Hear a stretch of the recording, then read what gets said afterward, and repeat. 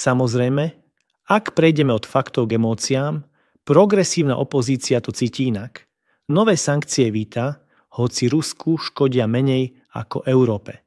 Zastavenie dodávok ruského plynu od roku 2028 tiež víta. A záruky únie, ktoré by zohľadnili slovenské záujmy, nechce.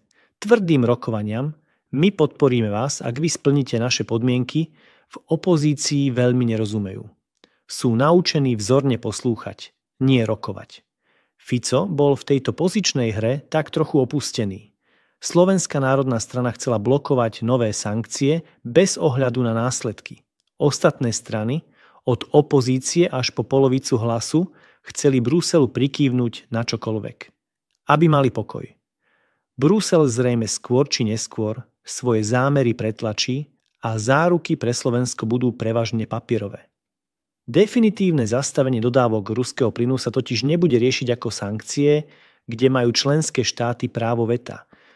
Brusel prelamuje svoje pravidlá a bude o tom rozhodovať ako o nariadení, kde stačí väčšinové hlasovanie, čiže prehlasovanie Slovenska. A z blokovania 18. balíka sankcií o rope musel Fico vycúvať, inak by nemal ani len papierové záruky k nariadeniu Únie o plyne.